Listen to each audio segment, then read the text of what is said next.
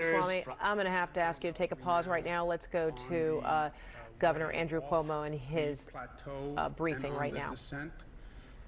If you look at the past 3 days, you could argue that we are past the plateau and we're starting to descend, which would be very good news. Again, it's only 3 days, but that's what the numbers would start to suggest. And you see that basically across the board. Hospitals will tell you that also. The emergency rooms have fewer people in them. Remember, they were at manic max capacity for a very long period of time. Remember, we increased the hospital capacity by 50%, so every hospital had 50% more, and that capacity was overwhelmed, which just reminds us of the job the hospitals have been doing. But we see that in the numbers as well as what the hospitals are saying to us. You look at the 3-day average, which is more accurate, that is down. The ICU admissions, that I don't think is reflective of anything anymore, but we continue to include it for some unknown reason, are also down. The intubations are down, which is very good news. Again, intubation means you've been put on a ventilator. Probability is about 80% that you won't come off the ventilator once you put on a ventilator, so that's very good news. But sobering news, on the other hand, happy days are not here again. We still have about 2,000 people yesterday who were new admissions to a hospital or new COVID diagnoses. That is still an overwhelming number every day, 2,000 new. If it wasn't for the relative context that we've been in, this would be devastating news, 2,000 people coming into the hospital system or testing positive. And if you notice, 2,000, we're not at the peak, but this is where we were just about in late March when it started to go up. So we're not at the plateau anymore, but we're still not in a good position. And the worst news is still tragic news, number of deaths, 540. It's not as high as it was. It's still 540 people died yesterday. 540 people, 540 families. 504 in hospitals, 36 in nursing homes. Nursing homes are the single biggest fear in all of this. Vulnerable people in one place. It is the feeding frenzy for this virus. Despite everything we can do and the best efforts of people who are working in those nursing homes who are doing just a fantastic job. Testing.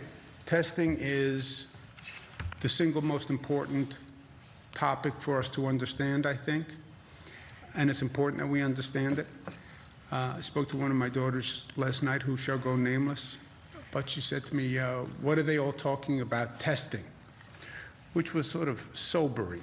I think I'm communicating information and facts, and my daughters are probably some of the most informed people on the situation, given the hardship they endure being my daughter during this period of time. And she was like, I don't understand all of this about testing.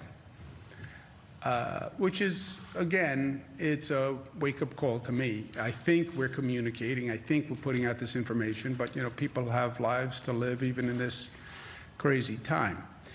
But for me, the best thing I can do in my position is to communicate facts to people so they have the information to make decisions. That's what I've been trying to do since day one. Here's the information, here are the facts. You decide, and I'll tell you what I think the course of conduct should be given these facts, but here are the facts, right? Before you tell me what you think, just tell me the facts, and then we'll get to your personal interpretation of the facts. So, facts on testing, because it is granular and it is a little boring, but it's also vitally important. Testing is how you monitor the rate of infection and you control for it. And that is the whole tension in reopening. Everybody wants to reopen. You don't need to hold up a placard saying we want to reopen. Nobody wants to reopen more than me. Nobody wants to get the economy going more than me. Nobody wants to get on with life more than me and everybody else. We're all in the same boat. We all have the same feelings. The tension on reopening is how fast can you reopen and what can you reopen without raising that infection rate so you go right back to where we were, overwhelming the hospitals. The infection rate now is one person infects 0.9 other people. You can't infect 0.9, but it's basically one person is infecting one person, tad less. And I don't even know if it's a tad less because I don't even know that the statistics are that accurate, frankly. So let's say one person now infects one person. That's where we are now. When that is happening, the virus is basically stable. Where we were was one person was infecting 1.4 people. And that's when you have outbreak, widespread epidemic. We brought it down from 1.4 to 0.9. How did you do that? Those were the New York pause policies. Close down business, close down schools, everybody has to social distance, everybody has to take precautions, masks, etc. But it worked, and we went from 1.4 to 0.9. Wuhan says at one point they got down to 0.3, which is where you really start to see the numbers drop.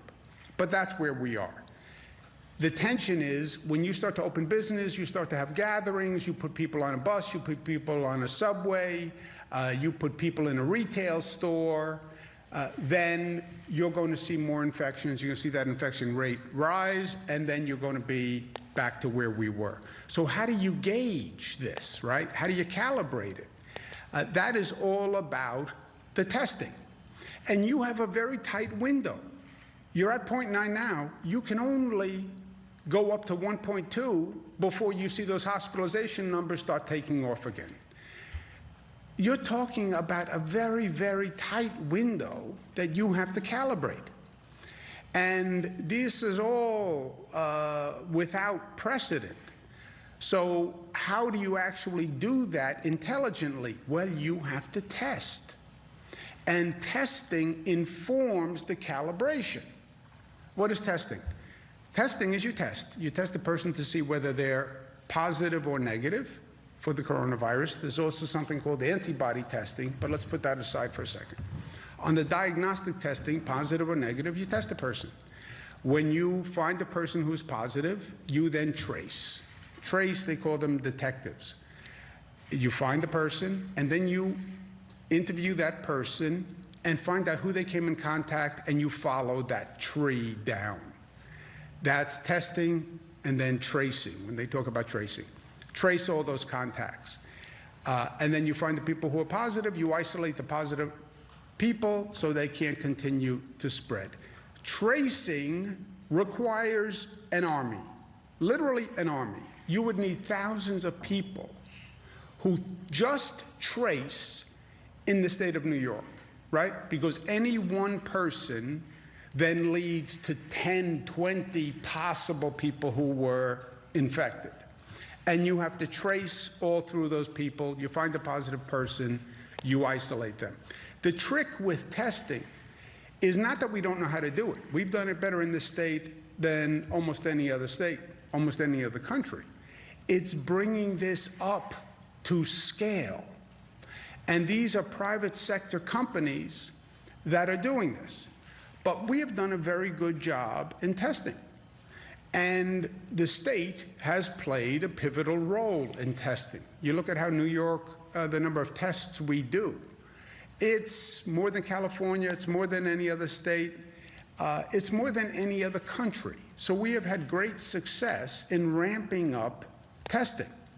So we know how to do it. We know how important it is. We had that hot spot in New Rochelle, Westchester. It was the hottest cluster in the United States of America. And we jumped on it, and we jumped on it with intense testing, and it worked. You know, we still have an issue, but it's no longer a hotspot cluster because you do a lot of testing, you take the positives, and you isolate them.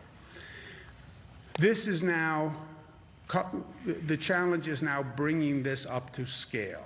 okay? We did 500,000 tests in a month. That's great news. Bad news is it's only a fraction of what you need. The more you test, the more information, the more you can reopen society. How does testing actually work? And this, again, you have to know the facts, otherwise this is all a blur and it becomes a he said, she said. There are about 30 private companies, large private companies in the country that are even international. 30 large companies make equipment to test. And they all have their own test, okay? So you have the Acme test, the this test, the this test, the this test. Those 30 companies have been selling their machines to local laboratories. And that's their business. They make a machine, Roche makes a machine, they then sell it to people, you have to buy their machine, and they then sell these local labs their testing protocol, because their test works on their machine. So you buy the Roche machine, you then have to buy the Roche test from the Roche Corporation. You buy the Acme machine, you then have to buy the Acme test from the Acme Corporation. And they sell these tests to local labs. We have about 300 local labs in our state who have bought these 30 types of manufacturers and 30 types of tests, okay? And then every time the lab goes to run that test, if I'm running the Acme test, I have to have the Acme equipment and the Acme vial and the Acme swab and the Acme reagents. What are reagents? When you take the swab, nasal swab, throat swab, you then test it with other chemicals. The other chemicals are reagents. Depending on what test you bought, they have their own reagents for every test. So the Acme test has one set of reagents, the Roche test has another set of reagents, and you have to go back to them to buy these reagents. So that's the basic chain. And it gets very complicated very quickly because you have the national manufacturers who sold their machines to local labs. The local labs then need to go back to that manufacturer to run their tests. And there's very little uniformity among the tests. So you're trying to coordinate this whole private sector system. We have some public labs. State has a Wadsworth lab, but the real capacity is in these private labs. So how do you bring this up to scale? And how do you cut to the chase on this one? We called the top 50 producing labs in the state and said, tell us what it takes to double your output, okay? And this is literally what they said. So there's no interpretation here. Most of them come back. Sometimes they talk about the equipment, nasal swab, vial, but what you see is most of them are talking about we can't get the reagents. We can't get these other chemicals that we need to test. Where do they get the reagents from? Their manufacturer who made the machine in the first place, okay? And they all say, with the machines we bought, we could actually be doing more if they would give us the reagents. That's the log jam that we are in. They bought the machine, they have the test, but they need the reagents to do a higher volume of tests. When you go back to the manufacturer and say, why don't you distribute more reagents? They say one of two things. I can't get more reagents because they come from China, they come from here, they come from here. We don't make them in the United States. Or they say the federal government is telling me who to distribute it to. And this is why I say you have the federal government involved in this situation, rightfully so, because the federal government is saying to Acme Pharmaceutical, give X to California, give Y to Chicago, give Z to New York. These manufacturers are regulated by the federal government. And the federal government clearly has a role in addressing this crisis. But we need two things from the federal government. We need help on that supply chain, especially when it becomes international, and we need coordination and basic partnership. I get the state's role. We have been testing. I get this is hard. I get that it's difficult. I get that it's never going to be perfect. I get in this society there's going to be a blame game, and everyone's going to say, why didn't we have enough testing? It's the feds, it's the state. That's going to happen anyway, right? That's the world we live in.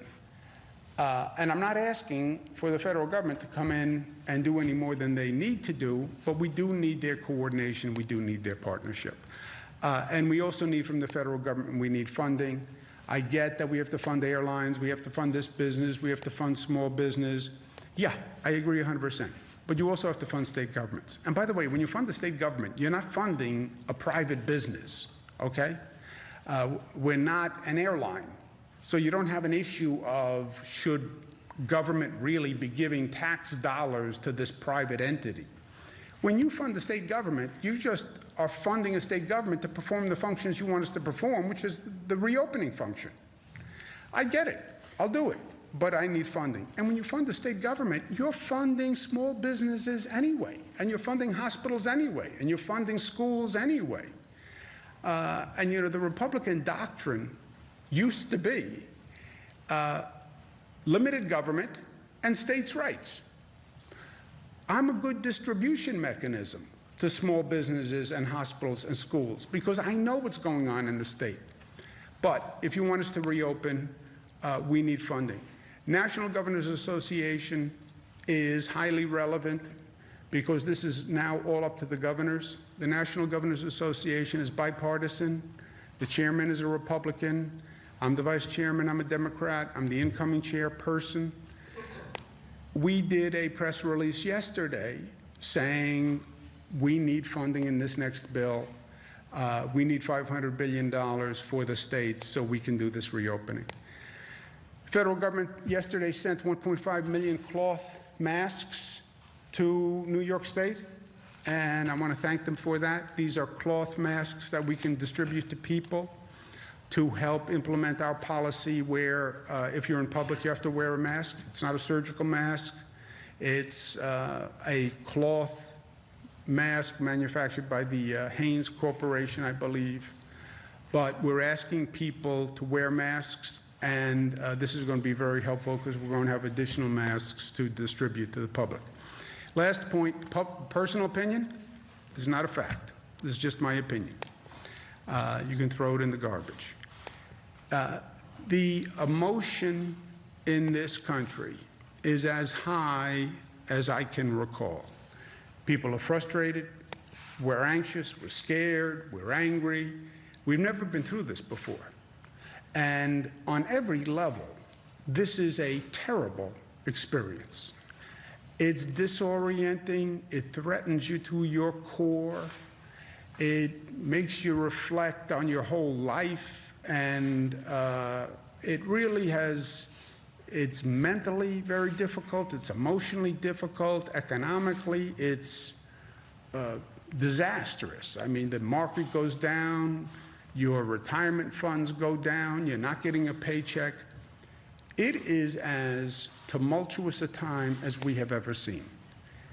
But in the midst of this, there is no time for politics. How does this situation get worse? And get worse quickly? If you politicize all that emotion. We cannot go there. That's why I work so hard. When anyone raises any political agenda to me, I work so hard to distance myself from it. I'm not running for anything. I'm not going anywhere. I'm going to be governor of the state of New York until the people kick me out. And then I'm going to go spend time with my family, and that's that. So I have no political agenda. And I've stayed 100 miles away from politics, just so people know that there is no possibility of a political distortion here, because it's no time for politics. And look, if you have partisan division splitting this nation now, it's going to make it worse. Abraham Lincoln, a house divided itself against itself cannot stand, 1858. Where did Abraham Lincoln get it from? If a house is divided against itself, the house cannot stand, Mark 3:25. Okay, so this is a accepted wisdom, let us say. House cannot stand. Not to mention, a house cannot rise up from the greatest challenge it has seen since World War II. This is no time and no place for division. We have our hands full as it is. Let's just stay together and let's work it through. And that's why we're called the United States, right? And the unity was key. Going back to Abraham Lincoln, it was always about the unity. Going back to the framers of the Constitution, it was always balance of power to ensure unity. And we need that unity now more than ever before. Questions?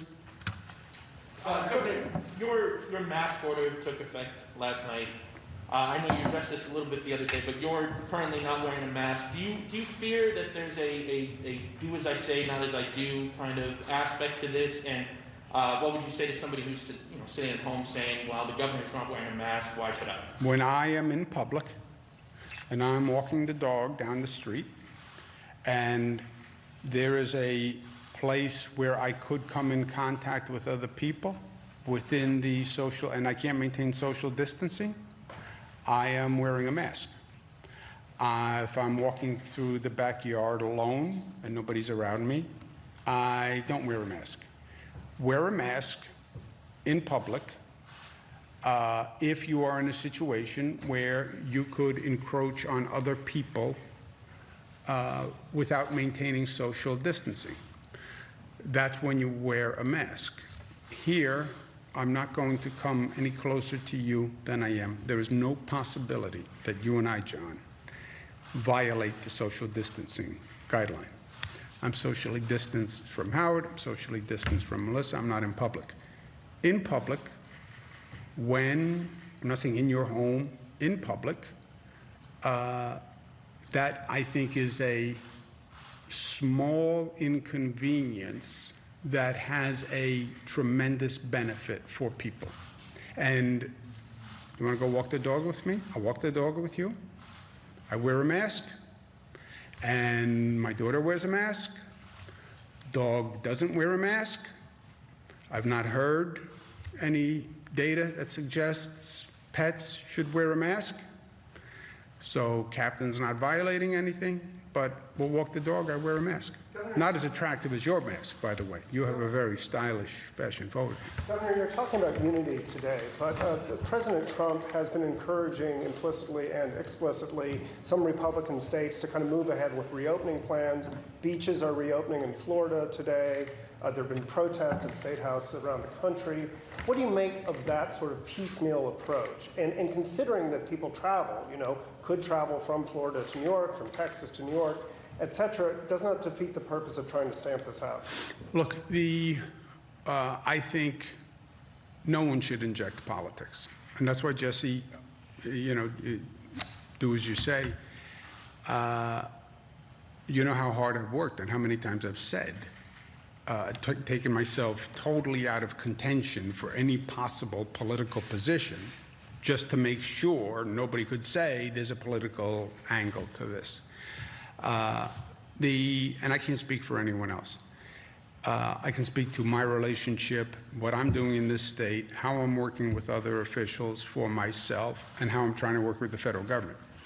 I think the president's point of there are different states in different positions, and once you say it's up to the governors, which is what he said, you're going to get potentially 50 different paths forward. And that's what he said. That is his model. He did not say this is a nationwide program that he's asking governors to buy into. He said it's up to the governors. So what I do here in New York may very well be different than what the Florida governor decides to do. And your point is well taken. Well, then can they drive to New York to Florida, or Florida to New York? Yes, they can. And is that a downside of a 50-state strategy? You could argue that's a downside. There's no perfect way to do this. I'm trying to do it as a region, right? Connecticut, New Jersey, Delaware, Massachusetts, Rhode Island, et cetera. I'm trying to do it as a region because I think that's better. But yeah, when you do individual strategies, the tension with that, and I think the rationale for the president, is you have different problems in different states. And I think the president leaving it to the states was not just right and legal and constitutional. I think he's right that it's different in different places. Look, when we look at this state and we talk about reopening, we're going to talk about different strategies in different parts of the state because the numbers dictate the strategy. And you have different numbers in different parts of this state. You raised the countervailing point, which is that, well, yeah, but then somebody could drive from place to place. Yeah, I understand that. And that's what we're trying to balance with the regional approach. I don't want people going to New Jersey or Connecticut versus New York, and how do we coordinate that? But you do have different situations based on numbers. And on that issue, upstate, downstate, there's a lot of cries from people upstate saying, look, we don't have that high rate of infection. How soon could you consider kind of that sort of regional approach where, say, the Albany district or Utica or even farther flung places might have different policies, schools might open, et cetera? That will be a factor for sure. Let's not get ahead of ourselves. We are barely, in this part of the world, barely stabilizing our public health system now. You're not seeing a total overload of the emergency rooms. That doesn't mean happy days are here again, right? And the first priority is life and death and public health. So we're not at a point where we're going to be reopening anything immediately, but we are planning. And in the planning phase, yes, different numbers would suggest a different strategy, balanced by, your point, people are mobile. And not only are people mobile, you could create unintended consequences. You open one area, but you don't open another area, and now I can drive to that area, and I can go to a restaurant, I can go to a bar, I can go do whatever I want in that area. Yeah, you could now create an unintended consequence of where you have a flood of people there, right? They opened the beach in Jacksonville, I think it was some beach in Florida, and like the whole beach was filled. Yeah, because you have all this pent-up demand. You open a beach, people will drive from everywhere to go to a beach, right? If it's a little closer, I might drive to the beach. So that, you have to factor all of this in, and that's why it's a very complicated equation. Governor, a number of state legislators, and including Assembly Speaker Carl Lacey, have said recently that they can and should remotely continue the legislative session. Some taxpayers are saying, hey, it's their job. Do you agree that they can? And if so, does that mean there's hope for something like recreational marijuana at a time where the state really needs revenue? Look, I think that's, first of all, it's totally up to them, different branches of government, legislative, executive. I spoke with the speaker yesterday. I speak with the speaker often. And he's working, I can tell you that. From a taxpayer's point of view, if they think their assembly person or senator isn't working because they're not here, they have to think again. They're working. They're working probably harder than they normally work, because you have all those constituents in that area with all these issues calling them, and their phone is ringing off the hook, and they're calling me. So I can tell from how much I'm talking to them more, much more than usual. So they're working. In terms of passing legislation remotely, they can do that. That's up to them. As far as getting into a very complex issue that requires real analysis and real data and trying to do that on Zoom, conferences, I don't know that that's the best way to do it, but that's up to them also. Governor, marriage bureaus are closed right now. Will the state do anything to help people get marriage certificates? Marriage bureaus? Yeah. I think the divorce rate is going up. Marriage rate is going down, divorce rate is going up. What are we doing about marriage bureaus? Why didn't somebody think about that, Howard? We actually have thought about it. We are today signing an executive order allowing people to get their marriage licenses remotely and also allowing clerks to perform ceremonies over video. So if that's an avenue people want to go down, it will be available to them. Video marriage ceremonies. There's now no excuse when the question comes up for marriage.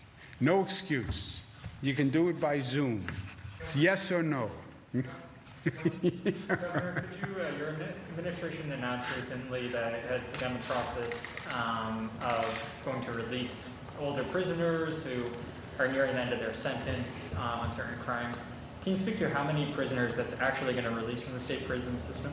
Yeah. Melissa, do you have those numbers? Yeah, so Or range? earlier in the week, docs made the determination in consultation with the second floor that prisoners who are over 55 years old, who had 90 days or less on their sentences, who were not found guilty of a violent felony or a sexual assault offense, would begin the process of getting let out of prison. These are people who were going to be let out in the next 90 days anyway. They served the entirety of their term, and they were not a threat to public safety. I think that number is a little over 200, but I can get you the precise number after this. Will this be a rolling release, whereby when people reach the age of 55, they will become eligible for release, or is this a one-time? If they fit that criteria, then yes. It will be It'll a roll rolling- forward throughout this current emergency. And Governor, can you please speak to how many tests are being performed on state prisoners? It seems like there aren't as many tests being given to state prisoners. Can you kind of speak to that effort? Yeah. There are not enough tests being performed on any group anywhere in the state, okay?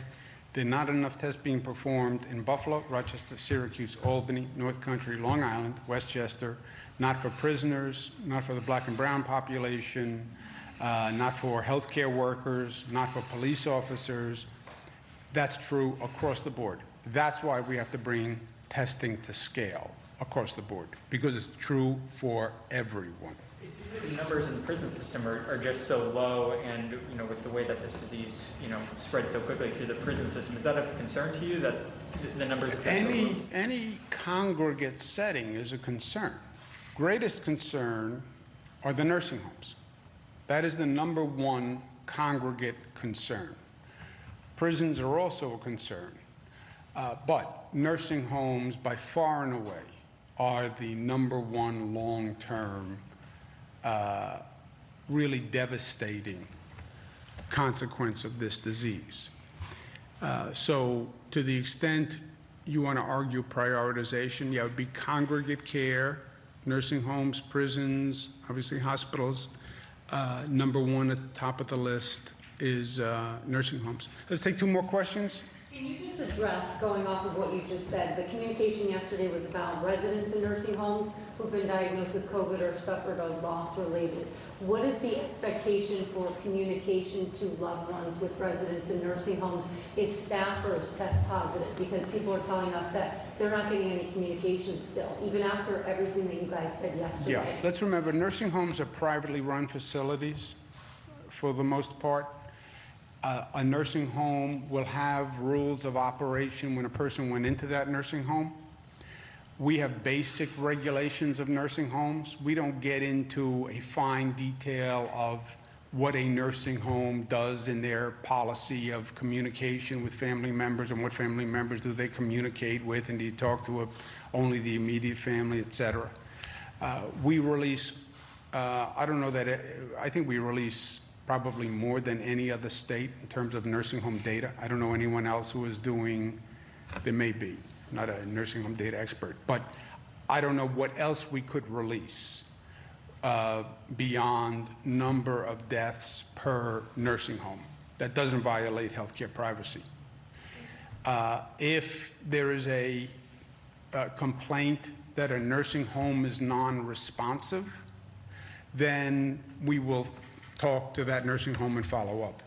But I don't know that we have any state regulations on this. Not a regulation, but we do work on the issues of communication between the nursing homes and the residents and their families. Okay, so generally, you're finding that nursing homes are not reporting fully or underreporting or, keeping information because they're afraid of the stigma that's associated? I don't think They don't it's- need that nursing home that has those high numbers like you've seen. I hear you. I don't know if that's what it is, because the numbers are going to come out. Any nursing home that thinks they're going to sit there and people are not going to figure out how many people passed away in that nursing home, they're kidding themselves.